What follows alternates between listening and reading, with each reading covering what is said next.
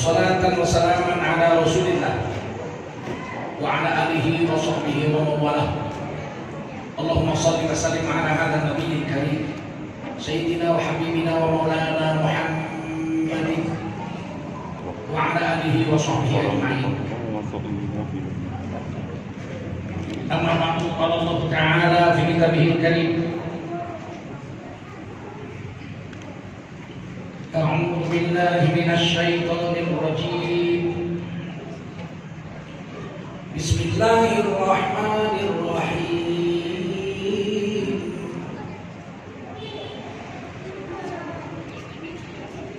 Wa ta'awanu 'alal birri wat taqwa wa la ta'awanu 'alal itsmi wal 'udwan. Wattaqullah innallaha syadidul iqab. Qala Rasulullah sallallahu alaihi wasallam, man kharaja fi talabil ilmi fahuwa fi sabilillah hatta yarji.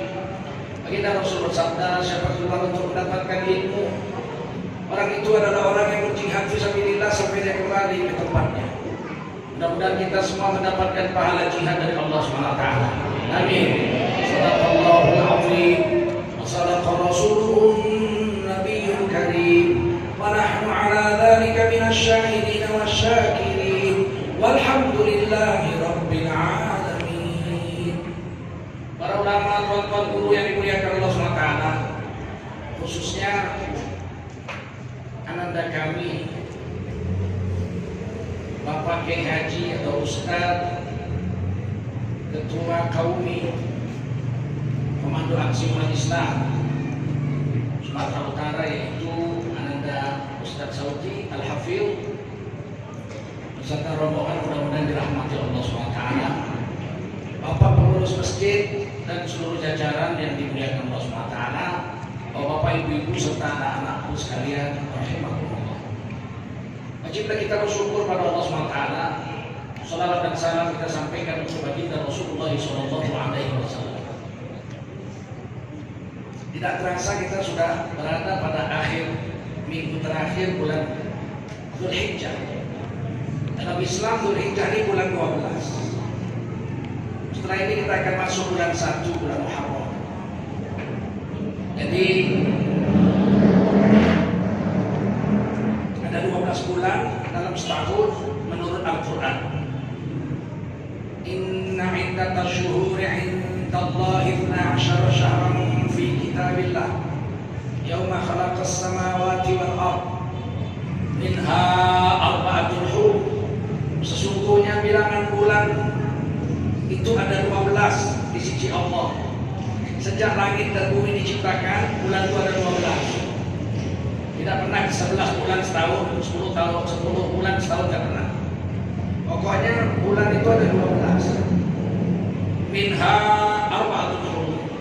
Dari 12 bulan yang ada itu 4 disebut bulan haram. Bulan haram artinya bukan haram dipegang. Masjid, kita ke masjid, ke Mekah, Masjidil Haram, dipegang bidik haram, tak boleh dipegang, bukan itu maksudnya haram. Haram maksudnya di situ agung atau terhormat. Jadi Masjidil Haram, masjid agung, masjid yang terhormat. Maka kalau ada bulan haram, maka bulan itu adalah bulan agung, bulan yang terhormat. Kata Allah dalam Quran surah At-Taubah ayat 36, ada 4 bulan terhormat. Tapi Nabi tidak sebut nama, Quran tidak sebut namanya. 4 bulan di antara 12 bulan itu ada 4 bulan yang terhormat, bulan agung, bulan haram. Namanya Allah tidak sebut. Berbanding terbalik dengan bulan puasa. Kalau bulan puasa Allah sebut namanya di Quran, tapi Allah tidak sebut pangkatnya. Syahrul Ramadan alladzi unzila fihi al-Quran. Bulan Ramadan itu disebut namanya. Bulan di mana Allah menurunkan Quran di dalamnya. Hudal linnas, Quran itu sebagai petunjuk hidup bagi manusia. Disebut syahrul Ramadan, bulan Ramadan, tapi pangkatnya Allah nggak sebut. Tapi kalau bulan haram, pangkat disebut. Minha arba'atun hurum. Dari 12 bulan yang ada, 4 diantaranya bulan agung, bulan terhormat, bulan haram. Itulah hebatnya Quran itu. Maka sahabat bertanya kepada Rasulullah, bulan haram itu ada 4, kata Quran. Kan diajarkan ke sahabat-sahabat menghafalnya. Yang pandai nulis menulisnya di batu, di kulit, di kain, di kertas. Apa? Kertas belum ada, di daun. Kertas belum ada. Kertas baru ditemukan oleh orang Islam tahun 240-an Hijriah. Jadi 200 tahun lebih setelah Rasulullah wafat baru ada kertas. Itu pun dapatnya karena Islam sudah sampai ke Uzbekistan, Rusia. Dulu namanya Uni Soviet. Uzbekistan itu kampungnya Imam Bukhari. Kotanya namanya Bukhara.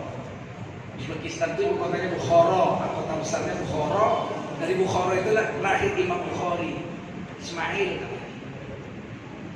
Jadi beliau disebut Imam Bukhari, lahir di Bukhara. Dari situlah perang antara kita dengan orang-orang kafir. Kita menang. Uzbekistan jadi negeri Islam. Tertangkap 2 orang pekerja kerajaan kafir, orang Cina, pandai buat kertas. Ada yang bisa buat kertas melawan Cina. Maka panglima Islam yang menaklukkan Uzbekistan memanggil 2 orang Cina ini. Kamu nggak dihukum, walaupun kamu berpihak kepada tentara kafir, tapi kamu nggak dihukum. Asalkan kamu ajari kami bikin kertas. Anda tahu cara bikin kertas. Mau orang Cina ini diajarilah buat kertas. Ternyata kertas itu kayu direbus sampai jadi bubur, kemudian digiling pakai kayu bulat atau botol ya, giling tipis-tipis, digiling, kemudian dijemur. Setelah kering jadi saja kertas. Sehingga Al-Quran bisalah ditulis banyak-banyak setelah ditemukannya Quran. Hadis baru ditulis dalam bentuk kitab itu sekitar 240-an tahun Hijriah. Artinya setelah ditemukannya kertas. Kertasnya tebal-tebal karena pakai tangan bikinnya, belum pakai mesin. Sehingga waktu Sayyidina Utsman bin Affan radhiyallahu anhu menuliskan Quran untuk gubernur beliau, dia jadi khalifah. Khalifah dapat 1 Quran, gubernur Mekah 1, gubernur Hom 1, gubernur Kufah 1, gubernur Taif 1 gitu. Quran ditulis 30 juz. Waktu itu ditulis aja. Karena kertasnya tebal-tebal, 1 ikan tebal begitu sudah nggak bisa dibuka lagi. Kalau ditambah lagi nggak bisa dibuka.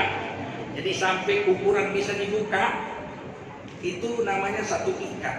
1 ikat bahasa Arabnya 1 juz. Nah, Quran karena tebal-tebalnya kertas zaman Sayyidina Utsman, dibuatlah Quran itu menjadi 30 ikat. Disebutlah dalam riwayat hadis 30 juz. Jadi Quran dulu 30 ikat, tebal-tebal gini 30. Juz 1 segini, juz 2 segini, tapi 30. Seiring dengan berkembangnya teknologi, sekarang Quran bisa dikantongi. Masya Allah, saking tipisnya kertasnya, Quran bisa dikantongi. Dulu 30 ikat sebesar-besar itu. Tapi untuk menghormati usaha mengkitabkan Quran yang dilakukan oleh Khalifah Islam waktu itu Sayyidina Utsman bin Affan radhiyallahu anhu, juznya gak dibuang sampai sekarang. Zaman Rasulullah ada juz. Juz itu kan karena ikatan Quran tebal-tebal gitu. Demi menghormati sampai sekarang tetap dibuat juz 1, juz 2. Padahal udah tipis kan bisa dikantong.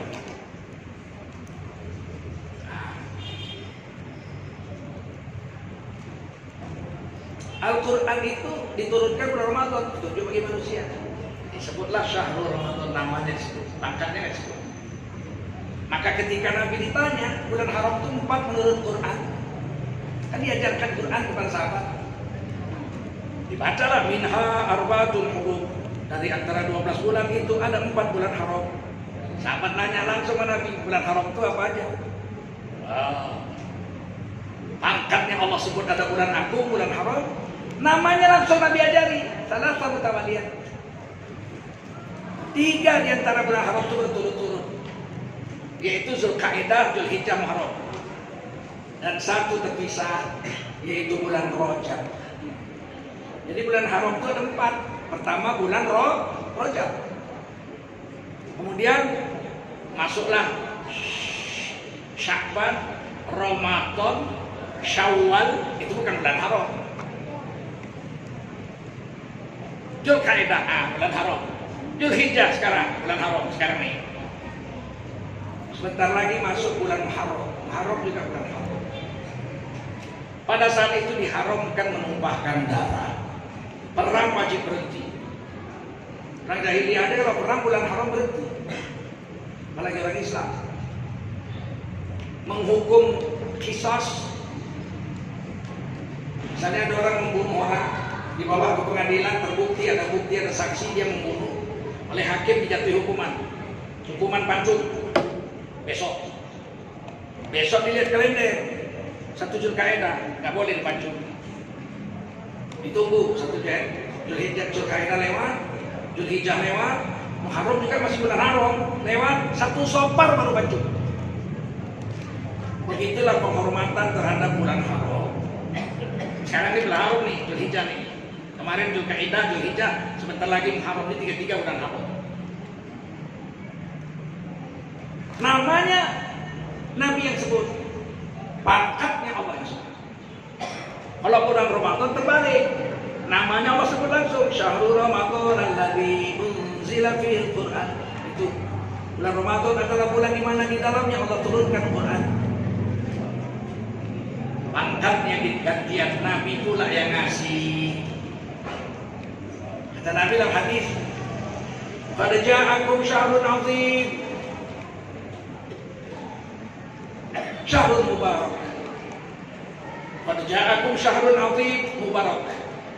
Telah datang kepadamu 1 bulan yang azim, bulan yang agung sekali. Mubarak, yang penuh dengan barokah setiap detik-detiknya.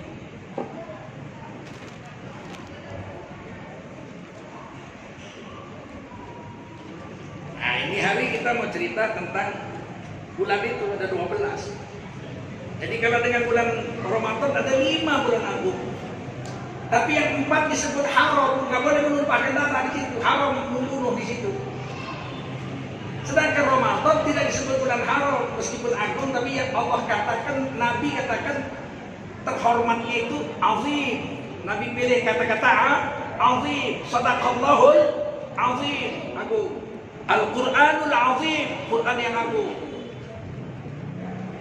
Itu beda, itu memang kayanya bahasa Arab. Terserah Allah. Allah mau memuliakan siapa Allah mau. Betul? Betul?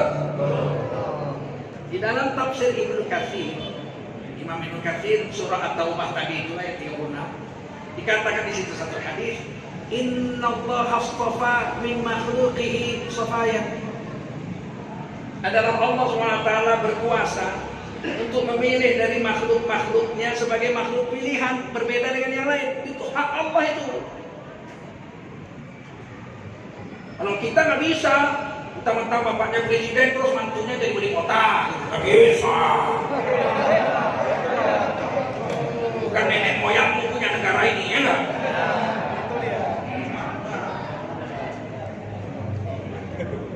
Terus anaknya mau jadi wali kota, terus besannya mau jadi bupati, ntar lagi bininya jadi menteri. Udah kau ambil aja negaranya, enggak? Macam negara nenek moyangnya jadi bikin. Kan lewat pemilu. Alah, tahu kalinya kita macam mana kualitas pemilu sekarang, ya? Tahu kali lah, ya nggak? Mau cuma pandai bengak aja bisa jadi calon.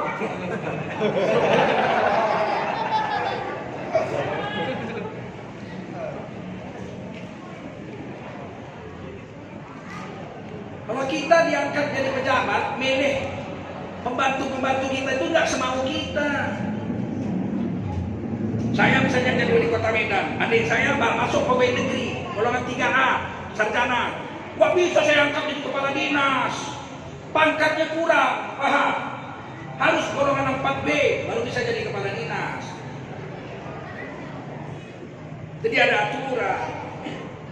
Kalau Allah fa'al lima yurid, apa saja yang Allah mau buat, terserah Allah, nggak ada yang bisa protes, betul? Dan Allah tidak mau mengambil makhluknya yang nggak hebat jadi orang hebat, nggak mau Allah. Kalau memang maling aja itu di sisi Allah. Nggak mungkin diangkat Allah maling jadi imam. Maling ayam terkenal di kampung ini, maling ayam, imam sholat isya. Semua orang kampung tahu dia maling. Begitu dia baca ghairil maghdubi alaihim waladdallin, yang di belakang bilang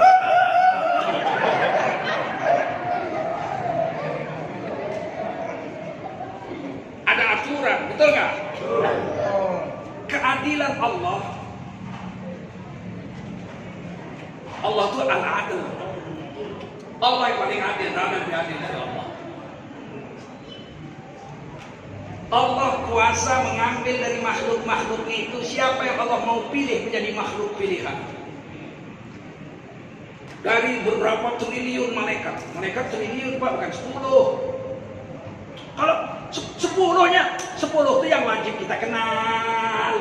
Kalau 10 itu gak kenal, sompel rukun iman kita, karena itu rukun iman yang kedua. Tapi 10 itu cuma 10 itu yang wajib dikenal. Tapi malaikat gak 10. Yang 10 itu aja gak hafal aku Pak, apalagi yang 1000, apalagi yang 1.000. Yang 10 itu wajib hafal. Tidak pun berturut-turut, paling tidak kalau disebut orang tahulah kita itu malaikat.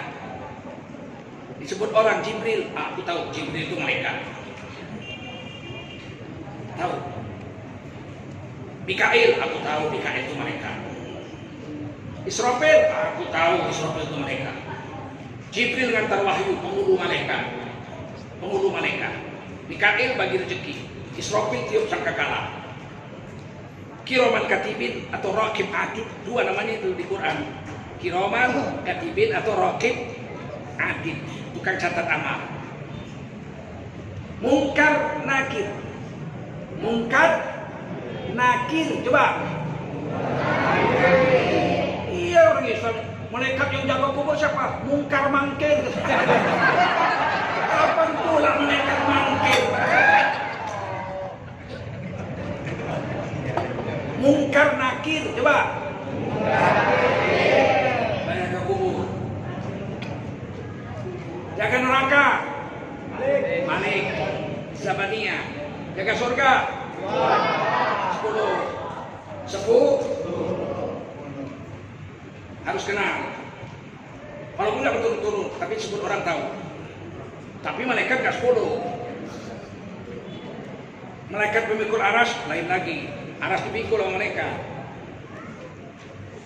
Malaikat Rahman, malaikat kasih sayang, kerjanya mendoakan orang Islam. Oh itu nggak terhitung. Kalau kita khatam Quran di pagi hari di rumah kita, maka turunlah malaikat dari langit 70.000 mendoakan kita sampai malam hari, nggak putus-putus. Kalau kita khatam Quran di malam hari, turunlah malaikat dari langit 70.000 masuk ke rumah kita mendoakan kita nggak putus-putus sampai siang. Kalau di dunia ini ada 1 juta orang yang khatam Quran dari 1,7 miliar manusia, 1 juta aja kali 70,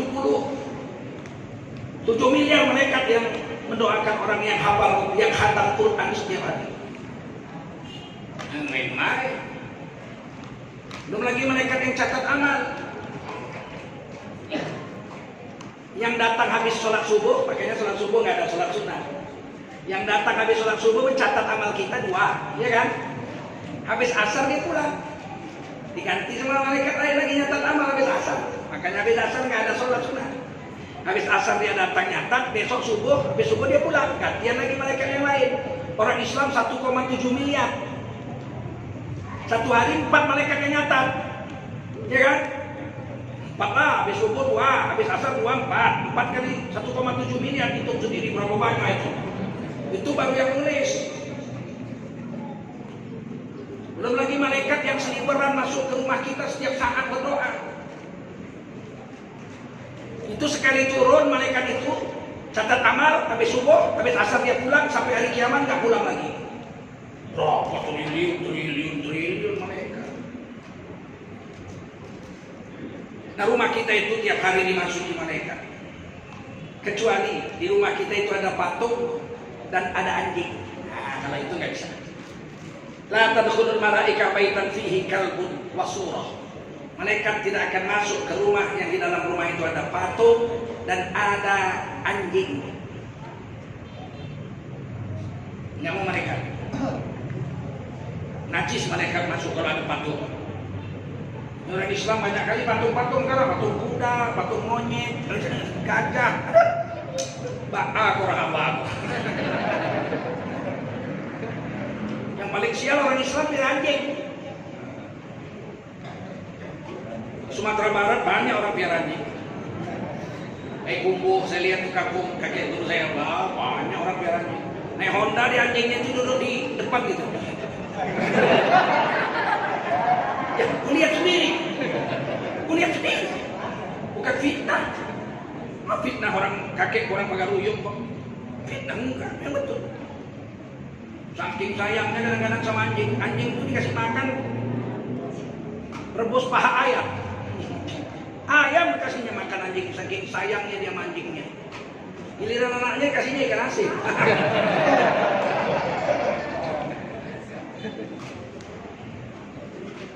Ada orang punya anjing pemburu, anjing kampung mahal. Rupanya diganti, ditukar orang pakai mobil Innova. Nggak mau dia, saking sayang sama anjing. Innova diganti, nggak mau. Tiba-tiba mati anjingnya, nangis dia. Aku mati pula, lah ditukar orang satu Innova, nggak naruh. Nangis dia, anjingnya mati. Bininya mati kan nangis ya. Padahal kalau ada anjing di rumah kita, malaikat nggak mau masuk. Kalau ada patung di rumah kita, malaikat. Yang malaikat apa yang nggak masuk? Malaikat Rahman. Kalau malaikat maut di perut anjing itu didatangi.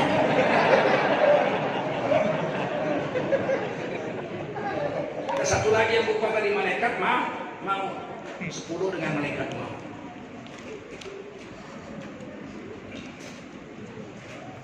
Dari malaikat yang triliunan itu dipilih Allah satu jadi penghulunya, Sayyidul Malaikat. Sayyidnya para malaikat itu malaikat Jibril. Padahal kalau besar-besaran badan, lebih besarlah Israfil alaihissalam, lebih besarlah malaikat maut, lebih besar lagi Israfil alaihissalam. Malaikat Jibril itu dibanding malaikat maut kecil. Dalam riwayat, malaikat maut dibanding malaikat Jibril bisa berdiri malaikat Jibril di telapak tangan malaikat maut. Besarnya malaikat maut. Malaikat Jibril bisa berdiri di telapak tangan malaikat maut, saking besarnya malaikat maut. Padahal malaikat Jibril dalam tafsir Ibnu Katsir diceritakan, Allamahu syadidul quwa, surah An-Najm. Nabi Muhammad telah diajari oleh malaikat yang sangat kuat. Kesangatan kuatnya itu malaikat Jibril. Adalah Jibril, sayapnya 600 pasang. Padahal di Quran malaikat itu pasang apa sayapnya itu makna masulata merubah. Ada yang 2, ada yang 3, ada yang malaikat Jibril 600. Apabila dibukanya sayapnya sekeping, tertutup matahari dari barat sampai ke timur. Berapa besarnya Jibril? 600 pasang. Dan beliau ditugaskan mengantar wahyu. Sekali dayung sampai dia. Kata Allah, kirim wahyu sama Nabi Muhammad, sip, sampai udah. Kirim wahyu sama Nabi Musa, sampai. Kalau malaikat Jibril kecil, macam sudako, kata wahyu sama Nabi Musa sampai ke dunia, Nabi Musa sudah mati, sudah wafat. Makanya syadidul quwa, malaikat Jibril bersangatan kuat. Bisa berdiri telapak tangan malaikat maut, saking besarnya malaikat maut. Dan malaikat maut apabila seluruh air laut disiramkan ke kepala beliau, nggak netes ke keningnya setetes pun. Artinya apa? Seluruh air laut disiramkan ke kepala malaikat maut, nggak cukup membasahi kepala beliau. Oh, berapa besar malaikat maut. Makanya beliau kalau mau matiin orang gampang. Tsunami di Aceh 300.000 matiin. Nggak lari-lari, dia lari sana cabut, lari sini cabut, sibuk sana. Macam preman ngutip uang kompasan dia mah. Mereka mau bunuh orang 300.000. Rap habis mati semua. Dan Allah memberi kekuatan kepada malaikat maut untuk mencabut nyawa. Tsunami 15 menit 300.000 mati. Bisa sekali sudah habis. Padahal jauh-jauh kan di Aceh, di Sri Lanka, di Nias kan habis. Segitu hebat, kok gak masuk akal? Kok gak masuk akal? Akal siapa? Akal mulusmu. PLN aja bisa. PLN bisa. Kata kepala PLN ada ceramah ya, itu ceramah provokator ya, matikan listrik, gerak sepeda gelap.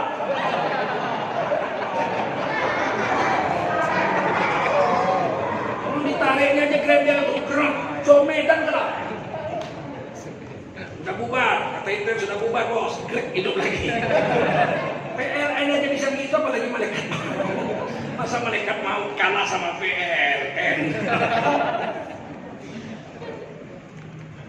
Begitu besarnya malaikat maut, lebih besar malaikat Israfil, peniup sangkakala. Sekali ditiupnya,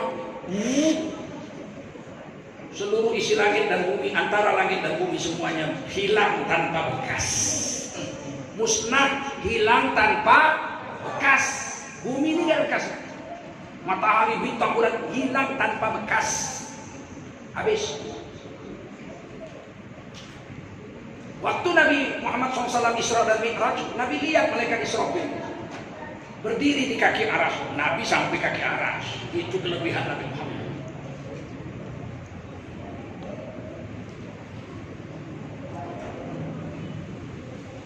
Dilihat Nabi, malaikat Israfil berdiri menempelkan sangkakala trompet itu ke mulutnya dan wajahnya memandang ke aras. Tinggal menunggu perintah tiup, dia tiup. Jadi udah hampir-hampir lah kiamat nih. Tapi masih 1000 tahun lagi lebih. Yuk, kata Nabi lubangnya 11. Lubang trompetnya 11. Satu lubangnya lebih besar dari langit dan bumi. Kalau lubangnya sebesar itu, malaikatnya sebesar apa? Itulah akal. Itulah akal. Nggak mungkin trompetnya sebesar itu, malaikatnya sebesar unyil. Tentu malaikat Israfil besar sekali. Ya lubang trompetnya lebih besar dari langit dan bumi. Sebesar langit dan bumi ini macam. Maka sekali tiup dia, habis seluruh isi alam ini. Musnah. Kalau malaikat Israfil sebesar itu, kira-kira Allah sebesar apa? Saya ulangi lagi. Kalau malaikat Israfil sebesar itu, kira-kira Allah sebesar apa? Allahu Akbar. Allah yang paling besar. Allah yang paling hebatnya malaikat Israfil segitu besar, malaikat maut segitu besar, malaikat Jibril segitu besar. Semuanya takutnya bukan main sama Allah.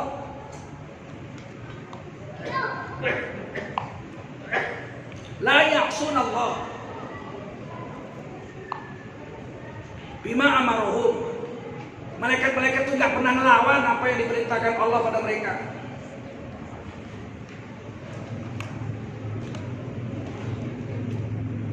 Dan malaikat-malaikat itu langsung mengerjakan langsung apa yang diperintahkan Allah kepada mereka.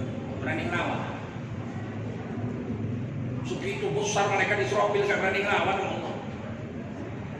Manusia yang kecil-kecil ini berani ngelawan Allah. Bahkan al-insana zaluman jahula. Adalah manusia memang zalim lagi bohong. Kata Allah jangan main judi. Itu aja kerjanya pun. Asal dapat duit beli togel, asal dapat duit beli togel. Togel dilarang Pak, di Indonesia nggak boleh ada togel, melanggar Undang-Undang Dasar 45, melanggar Undang-Undang Negara, melanggar peraturan daerah, nggak boleh ada togel di seluruh Indonesia. Itu peraturan. Tanya dulu, ada nggak togel di Sumatera Utara? Ada nggak judi di Sumatera Utara nih? Itu dilarang negara, kok bisa ada? Berarti ada sesuatu yang aneh. Judi dilarang agama, judi dilarang Undang-Undang Dasar, judi dilarang undang-undang, judi dilarang peraturan daerah Sumatera Utara, nggak boleh ada judi. Tiba-tiba ada judi. Kenapa bisa ada judi? Jawabnya kalau saya ditanya, judi dilarang di seluruh Indonesia, ada aturannya nggak boleh ada judi. Kenapa judi ada? Itu berarti ada permainan antara penegak hukum dengan pengusaha-pengusaha bejat yang mau cari makan dari judi. Betul? Betul nggak?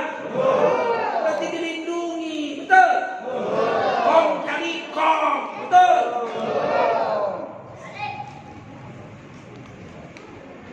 Orang nggak boleh kok ada.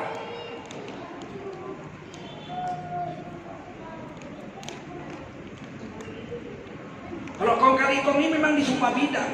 Bayangkan Joko Chandra, Cina, keturunan, korupsi, kembali 800 miliar gak dibayarnya, 11 tahun buron. 11 tahun di buron. Tiba-tiba bisa pulang ngurus EKTP setengah jam jadi. Biniku, ini wakil sekjen MUI pusat 2 periode. Setahun gak siap-siap EKTP-nya. Giliran Joko Chandra, keturunan Cina, maling besar 800 miliar. Bisa datang kemari aman-aman, setengah jam keluar KTP-nya, ngurus paspor, keluar paspornya. Mau keluar Indonesia dikawal sama jenderal polisi bintang 1. Siapa bilang nggak ada kong kali kong? Siapa bilang nggak ada? Maling besar buron 11 tahun aja dilindungi, apalagi cuman togel-togel di kampung-kampung ya. Kita wajib membasminya sebagai kontrol sosial. Karena itu melanggar hukum negara, melanggar hukum agama, maka kita wajib membasminya. Betul? Dengan segala kekuatan kita. Siap? Siap? Jangan takut-takut, jangan takut-takut. Apa dia? Mencari makan sudah digaji negaranya. Kalau polisi udah digaji polisi, kalau camat dia udah digaji sama Pemda, betul nggak? Kalau tentara dia digaji oleh Departemen Pertahanan, Demhan. Udah adanya gajinya tiap bulan. Kenapa mesti ngambil duit lagi dari judi? Sedangkan judi itu zalimnya bukan main. Kawannya sepermainan dicekeknya. Coba, kawannya main judi dia sama kawannya SD, main judi dia udah besar, kalah dia ambilnya. Dapat sama, matilah kau semua, hebat. Bisa kawannya punya duit diambilnya sambil ketawa, kawannya pulang gak makan anak bininya. Kan kejam betul judi itu. Pun masih ada yang melindungi. Bejat kali manusia seperti itu. Bejat apa enggak? Tiba-tiba pidato presiden, jangan merasa paling agamis. Ya Allah. Bukan merasa paling agamis, itu melanggar hukum negara, melanggar hukum agama, betul? Apa kayak gini hidup?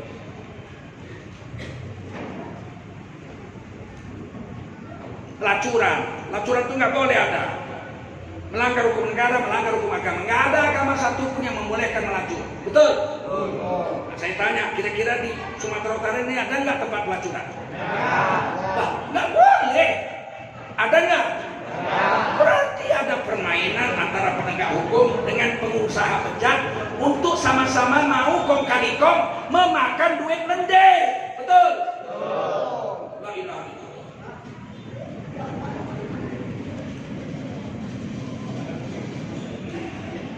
Waktu Bastian Ja'far jadi wali kota Medan, saya ke kantor wali kota, sedang ke kantor wali kota, saya masih tinggal sini. Saya masih dosen di USU. Sekarang udah pensiun saya. Tiba-tiba datang ibu-ibu, masih zaman Pak Harto itu, demo depan wali kota itu. Pakai karton Manila, tutup Pulau Sicanang, tutup Pulau Sicanang, tutup Pulau Sicanang, tutup Pulau Si. Saya bingung, apa Pulau Sicanang? Ada apa Pulau Sicanang kalau ditutup? Kata orang tua ada itu, Pak. Lunti-lunti.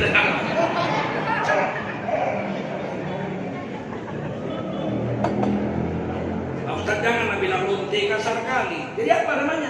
Kalau nggak lunti? Apa namanya? PSK, Pak, pekerja seks komersil. Dia dulu kan pekerja, dia nggak pernah bayar pajak kok. Jangan kasar, Pak. Kalau lonte kasar kali, bikin PSK gitu. Giliran ustadz dipanggilnya kadal gurun, kadrot. Giliran pelacur, jangan bilang pelacur, Pak, kasar, Pak. Lonte, itu lebih kasar, Pak. Apa?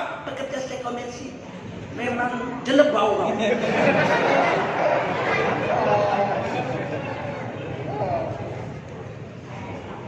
Giliran ulama, hafiz Quran, doktor, keturunan Rasul, dipijak-pijak fotonya, dilempar-lempar tomat, dibakar, nggak bisa dibakar, nggak mempan, dirobek-robek, coba, dimaki-maki. Kalau datang ke Indonesia pulang akan kami usir, Habib Rizik. Kadang gurun. Giliran lonte dibilangnya pekerja seks, jangan bilang lonte kasar kali. Ini nggak ngerti saya cara berpikir orang Islam Indonesia di hari ini, nggak ngerti saya. Ini apa kebanyakan minum racun tikus ini orang? Pakai dicelep bau begini.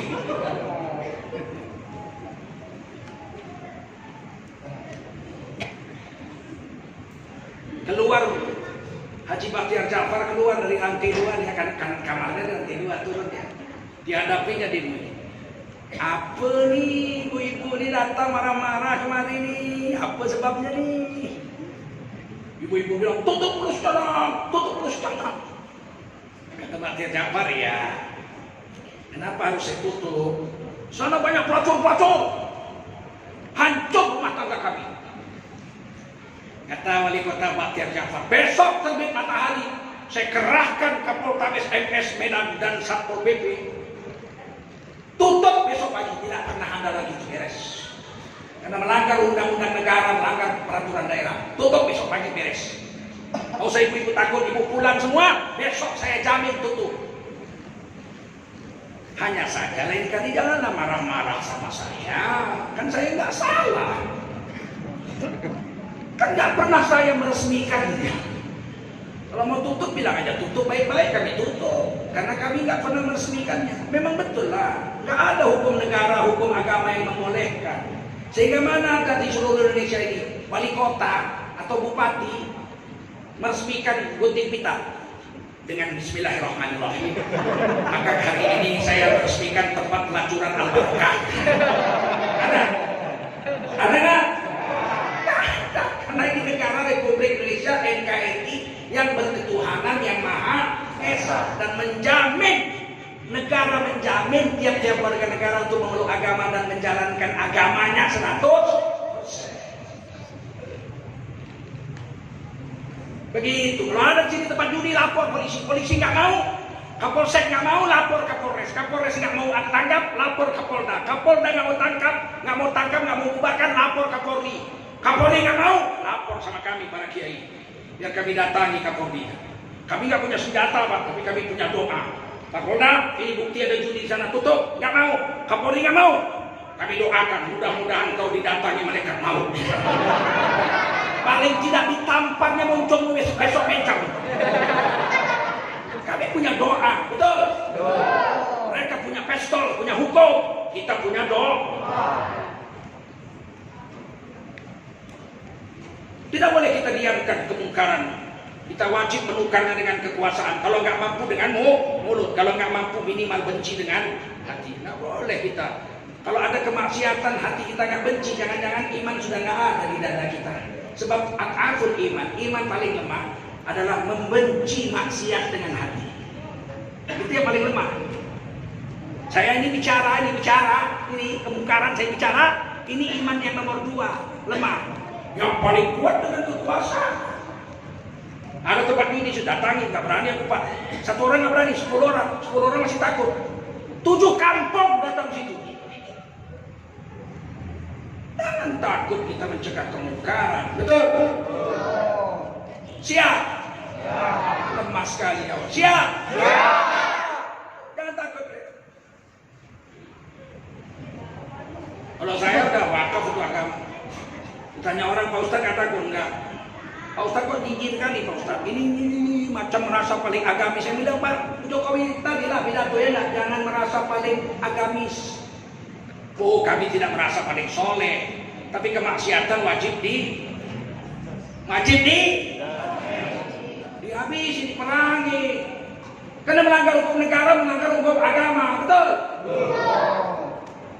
Bagaimana supaya Pak Teguh diam? Dua aja. Pertama, jangan ganggu agama kami. Bersihkan semua maksiat itu sesuai dengan aturan negara dan aturan agama. Kami diam. Oh kami nggak bisa, itu sumber duit kami. Kalau begitu satu lagi mendiamkan saya, tembak saya, dah mati selesai. Besok nggak ngomong lagi. Selagi saya masih hidup jangan harap. Saya pasti bicara. Bukan sok suci, bukan sok paling agamis. Karena memang maksiat-maksiat itu judi, mabuk, pelacuran, ganja, narkoba segala macam itu menghancurkan bangsa Indonesia. Setuju ya? Menghancurkan bangsa Indonesia itu kemungkaran, kita semua wajib memeranginya, melukarannya supaya berubah negeri ini menjadi negeri yang baldatun, thayyibatun. Dari seluruh malaikat, triliunan malaikat yang jadi penghulunya adalah malaikat Jibril.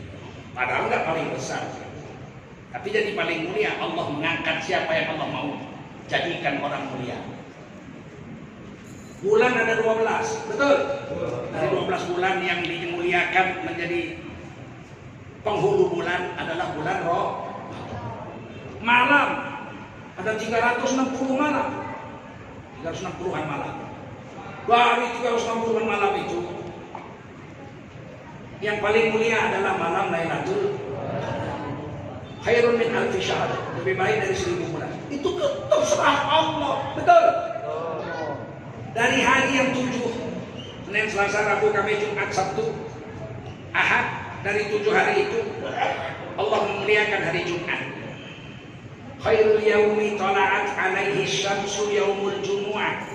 Hari terbaik yang pernah disinari matahari adalah hari Jumat. Lebih baik dari hari yang lain, terserah Allah. Dari 124.000 nabi dan rasul yang pernah turun ke dunia, 313 rasul. Jadi salah kita bilang rasul 25, nggak betul. Menurut hadis Ibnu Hibban, rasul dan nabi ada 124.000. Ulangi biar jangan lupa, 124.000 nabi dan rasul. 313 diantaranya rasul. Rasul itu diutuskan untuk kaum. Jadi kalau dapat wahyu, diajarkannya sama keluarganya saja, disebutlah dia nabi. Tapi kalau dia dapat wahyu, diajarkannya kepada keluarganya dan kaumnya, maka dipanggillah dia rasul. Quran yang bilang itu, malikul di umatin rasul. Tiap-tiap umat dikirim satu rasul. Kemungkinan di Indonesia ini ada juga rasul. Masuk segini besarnya amat. Wilayah nggak ada rasul. Ada nabi juga. Siapa? Mana tahu aku? Karena sebagian diceritakan, sebagian tidak diceritakan. Semua rasul ada. Nabi Ibrahim di Irak, dakwah ke Syam, kemudian dakwah ke Mesir, kemudian dakwah sampai India. Nabi Muhammad untuk seluruh alam. Nabi Israel, Nabi Isa untuk Bani Israel. Betul? Nabi Mesir, Nabi Musa untuk Mesir dan Bani Israel. Nabi Ayub untuk Turki. Nabi Yunus untuk Irak. Semua ada. Nabi Ishak untuk Bani Israel. Betul? Nabi Nuh untuk siapa? Ayo. Nabi Nuh nggak disebut di Quran untuk siapa? Untuk umatnya aja. Siapa umatnya? Nggak tahu. Bisa jadi Nabi Nuh orang Indonesia. Bisa jadi orang yang disebut. Perahu Nabi Nuh itu nyangkut di atas gunung. Dalam Quran disebut wastawat alal judi. Perahu Nabi Nuh itu setelah banjir 40 hari dunia tenggelam, perahu Nabi Nuh itu nyangkut di atas gunung Judi. Gunung Judi dalam Quran, dalam kitab Taurat disebut gunung Ararat. Gunung apa? Ararat. Gunung Ararat adanya di Turki. Sampai sekarang namanya masih Ararat. Dan ternyata di sekitar 4.000 meter permukaan laut di atas gunung ada kapal besar dari kayu. Kapalnya tanker 650 meter, lebar 150 meter. Tanker itu ya. Maka tidak disebut safina. Di Quran nggak disebut safinatun Nuh, perahu dayungnya Nabi Nuh. Safinah perahu dayung. Di Quran disebut wasna'il fulka bi'ayunina wa wahyina, dan kami membuat fulka, bahasa Inggrisnya palka. Palka itu yang kapal yang punya geladak besar, bukan main, bisa lewat mobil di atas. Orang Inggris menyebutnya kapal tanker. Apa namanya? Kapal apa? Tanker. Quran menyebutnya fulka, orang Inggris menyebutnya palka. Bi'ayunina, langsung diawasi oleh kami, kata Allah. Wa wahyina, dan dibuat perahu itu dengan wahyu dari kami. Nabi Nuh belum pernah bikin perahu. Tidak ada contoh bagaimana bikin perahu, apalagi perahu besar begitu. Bisa mengangkat sepasang binatang. Lembu sepasang, singa sepasang, harimau sepasang, kuda sepasang, gajah sepasang. Bukan banyak betul itu. Perahu besar. Yang membuatnya pakai wahyu. Jadi dibilang tanam pohon, ditanam, tumbuh, potong, ikat di sini, belokkan di sini, sambung di sini, itu pakai wahyu. Ratusan tahun baru siap itu perahu, bukan seminggu buatnya. Dari mulai motong, menanam pohonnya aja mungkin 80 tahun. Jadilah perahu itu. Banjirlah dunia, sangkut di atas gunung Judi. Sekarang dapat perahunya. Boleh dilihat di Google. Perahu Nabi Nuh ada sih, fotonya ada. Dan sudah diperiksa kayunya oleh arkeolog. Ternyata kayunya mengejutkan. Kayunya perahu itu terbuat dari kayu jati dari Jawa Timur dan Jawa Tengah. Ya, jangan-jangan Nabi Nuh itu orang Jawa. Orang Surabaya. Bisa jadi kan? Kuasa Allah, betul nggak? Kuasa. Quran nggak bilang, hadis nggak bilang. Bisa jadi tidak, bisa jadi ya. Tapi perahunya diperiksa kayu jati dari Jawa. Jawa mana? Jawa Tengah, Jawa Timur. Ayo, hebat nggak? Mana ada di Timur Tengah pohon? Ajab nyari pohon sana. Untuk perahu ratusan meter itu bukan sedikit kayunya, ya nggak? Ada pohon besar sana, ada kayu kokak. Tapi berapa pohon? Nggak ada. Nggak mungkin 10.000 pohon ada di sana. Bisa jadi. Nah, dari 313 Rasul ada 25 Rasul pilihan. Mukhtar, Rasul yang terpilih. Yang itu wajib kita hafal namanya. Rukun iman itu. Percaya kepada Rasul-Rasul. Wajib hafal nama Rasul-Rasul yang 25. Walaupun nggak betul-betul, tapi wajib tahu. Disebut orang Idris. Oh ya, aku tahu Idris Rasul. Nuh, ya aku tahu Nuh juga Rasul.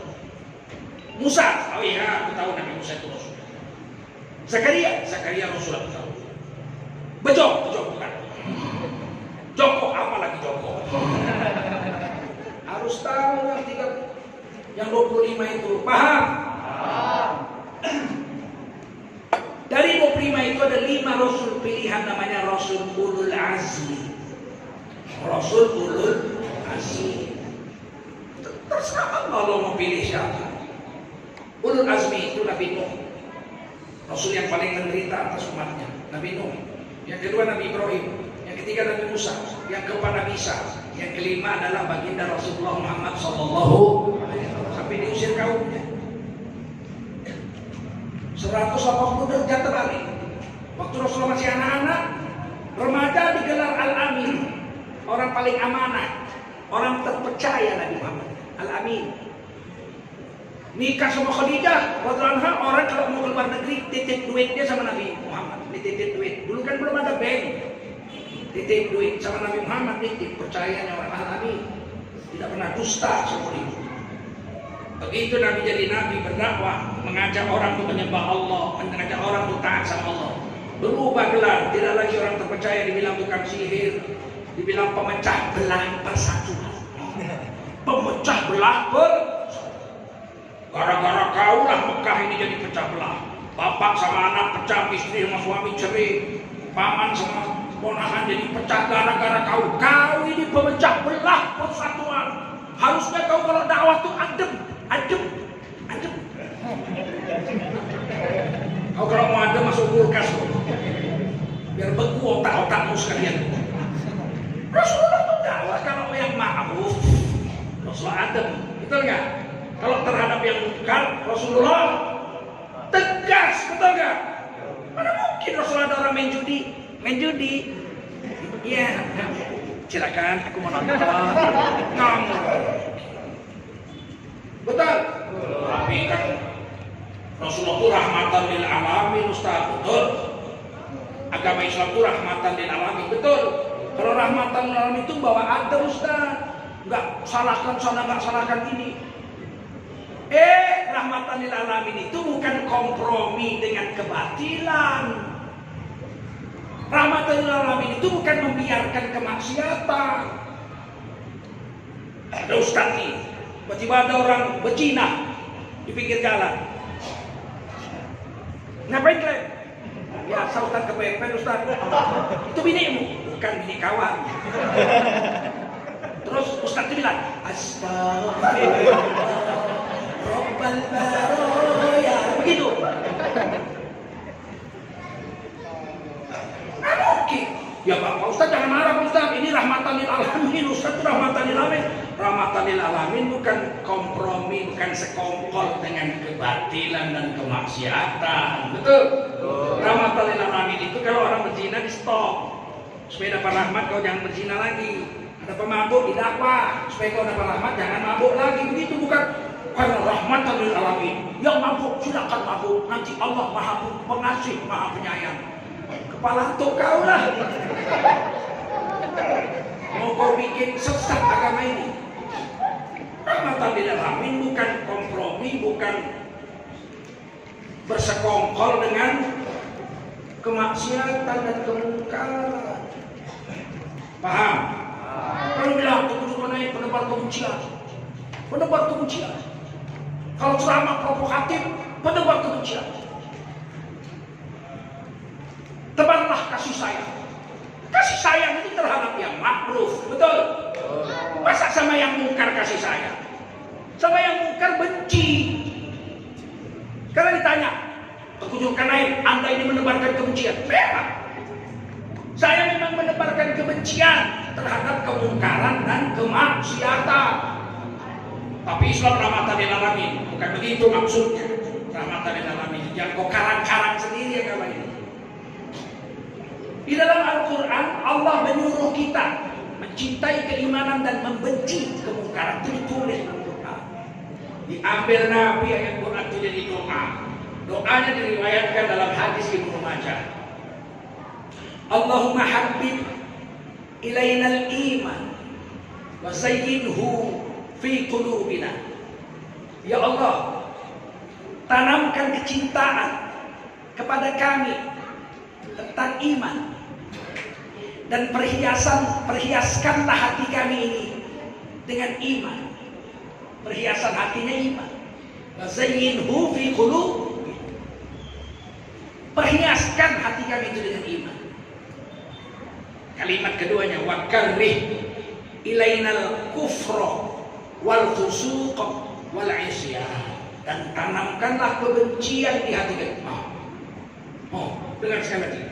Wa karrih ilainal kufra, dan tanamkanlah ya Allah di hati kami ini kebencian terhadap perbuatan-perbuatan kufur. Jadi bukan orangnya yang dibenci. Bukan kafir orangnya, bukan kafir, bukan orangnya, tapi yang dibenci kufro, perbuatan kufur. Paham? Ada orang ke laut, nyembah laut, supaya laut memberikan rezeki. Yang memberi rezeki Allah ke laut. Ya kami menjamu laut Ustaz, supaya tahun depan ini bulan Muharram ini kan tahun ajaran baru bulan Januarinya ya, Muharram kan bulan 1, supaya kami kasih makanan ke laut dianjurkan dengan sampah, supaya 1 tahun ini Muharram sampai Dzulhijjah kami mendapat rezeki yang berlimpah. Laut memberi kami rezeki, maka laut kami beri makan. Diberi makan cuma pulut kuning 1 kotak, telur 10 butir dianjurkan ke laut, ayam goreng, ayam bakar seekor. Mana nggak kenyang laut? Segitu besarnya laut kasih makan seekor ayam, memang jelek bau.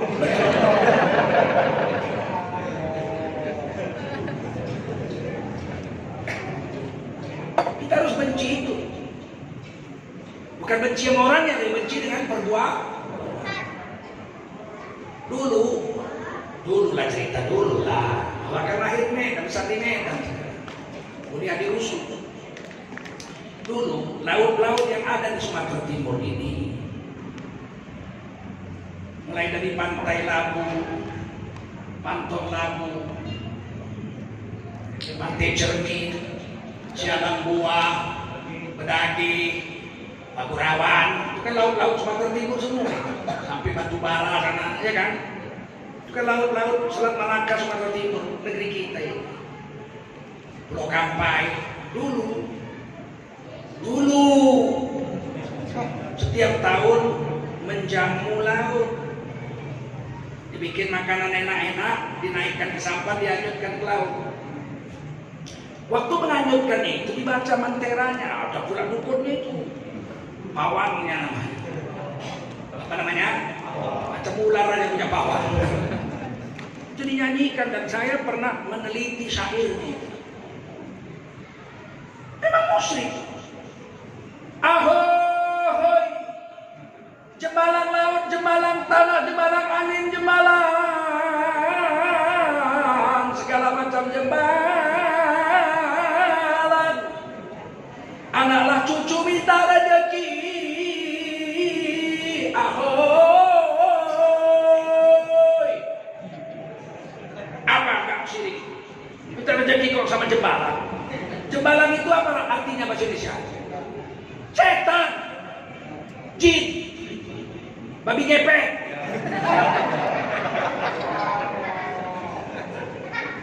Padahal dalam Quran innallaha yarzuqu man yasha bighairi hisab. Pemberi rezeki itu Allah, tanpa perhitungan banyaknya. Kalau Allah mau memberi, nggak nyari pun datang, nggak nyari datang. Karena Allah yang memberi rezeki. Seandainya ditakdirkan, ditulis malaikat Mikail, sebutir apel di Washington DC Amerika Serikat, ditulis di apel itu sama malaikat Mikail, ini rezeki kita diusul karena itu. Siapa pun tidak bisa makan apel itu. Hanya 2 kejadian. Saya datang ke Washington makan apel itu, atau apel itu yang terbang ke mulut saya.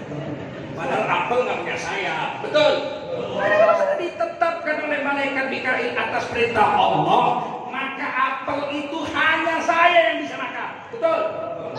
Ini air. Dan tidak mesti saya punya, nggak mesti saya cari, nggak mesti saya kerja mendapatkannya, nggak mesti beli pakai duit saya. Ini namanya kopi susu, betul? Duit siapa belinya ini? Tidak tahu. Rezeki siapa? Rezeki saya. Buktinya, nggak ada yang berani minum kecuali aku.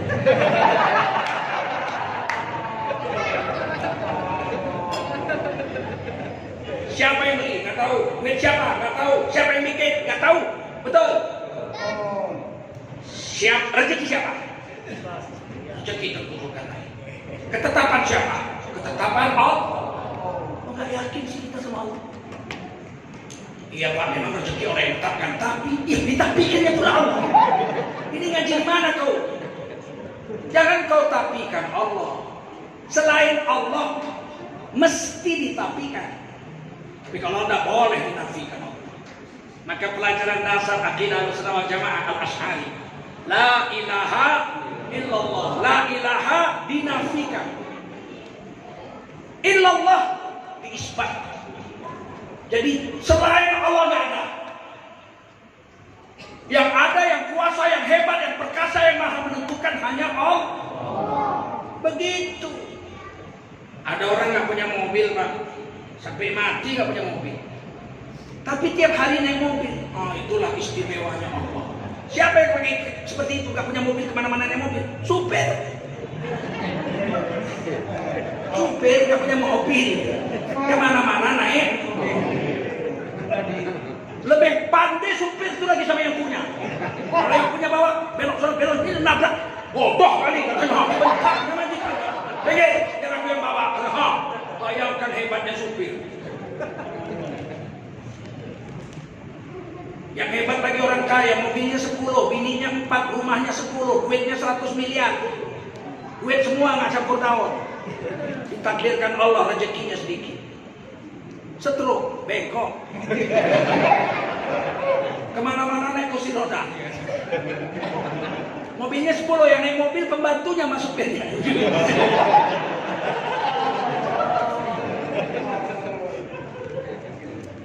Kenapa kita sekarang kalau malah memuji jin? Alhamdulillah di sini ada Al-Wasliyah berdiri tahun 1946. Ada Al-Ittihadiyah berdiri tahun 1934. Masuk pula Muhammadiyah tahun 50. NU belum ada. Yang mendirikan NU di Sumatera Utara ini adalah bapak saya dan kawan-kawannya di Tanjung Sari, Setiabudi. Satu-satunya NU di seluruh Sumatera Utara berdiri tahun 1955 di tanah perkebunan Setiabudi Tanjung Sari. Sampai sekarang masih ada masjidnya Muslimin, sekolah SD-nya Al-Ma'arif. Pionirnya anak muda yang belum kawin waktu itu namanya Muhammad Ali Musa. Nggak ada waktu itu NU di sini kecuali bapak saya dan kawan-kawannya yang buat. Yang ada di sini Al-Wasliyah, Al-Ittihadiyah. Al-Wasliyah Syekh Abdurrahman Shihab, Syekh Arsad Talib Lubis, Syekh Adnan Lubis, Mukman Sulaiman, Profesor Doktor. Ini pendiri-pendiri jagoan-jagoannya ini. Bahrun Soleh, Bahrun Jamil. Ini pendiri-pendiri Wasliyah. Murid-muridnya Syekh Hasan Maksum, Mufti Kerajaan Delhi, kakek guru saya. Ittihadiyah yang mendirikannya almarhum Ustaz Haji Kiai Haji Sayyidi Nur, guru saya itu. Zainal Arifin Abbas, pengarang kitab sejarah Rasulullah paling hebat sedunia di dalam bahasa selain Arab. Dia bahasa Indonesia tulis. Ada lagi Bustami, itu ahli tafsir sih. Pendiri Al-Ittihadiyah. Baru Muhammadiyah datang sini, Buya Bustami Ibrahim, Endepani dan lain-lain. Guru-guru saya semua itu. Saya ini kecil dididik di Muhammadiyah sampai 18 tahun, sampai jadi guru di Muhammadiyah 6 tahun, dan tidak berkurun subuh sampai 18 tahun jadi anak didik dan guru Muhammadiyah. Tapi saya mengaji pula di Al-Wasliyah, Matan Takrib, Kifatul Akhyar, Al-Mahalli. Banyak kitab-kitab saya mengaji sama Tuan Mahmud Syihabuddin, Adnan Musa guru saya, Dahlan Musa guru saya. Nah, ini syekh-syekh ini mengajar pada saya. Tahun 1986 saya ambil keputusan saya bermadhab Syafi'i. Artinya saya jadi Al-Wasliyah, jadi NU, itulah bermadhab Syafi'i. Saya jadi sholat jadi kunut subuh, dan saya imam di Masjid Muhammadiyah Tanjung Sari. Imam di Masjid Muhammadiyah tapi kunut subuh, geger semestinya. Tanya orang, Ustaz kok pakai kunut sekarang? Ya sekarang saya bermadhab Syafi'i. Apa ada dalilnya? Ada dalilnya. Saya bawa kitabnya, tanya sama Ustaz. Sudah meninggal. Ustaz yang nanya, Isyam Dalimuddin namanya almarhum, sahabat saya. Dibilang, tanyakan sama Tengku Zulkarnain. Subhanallah bihamdihi, subhanakallahumma wa bihamdika, asyhadu an la ilaha illa anta, astaghfiruka wa atubu ilaik. Subhana rabbika rabbil izzati amma yasifun wa salamun alal mursalin walhamdulillahi rabbil alamin. Wassalamualaikum warahmatullahi wabarakatuh.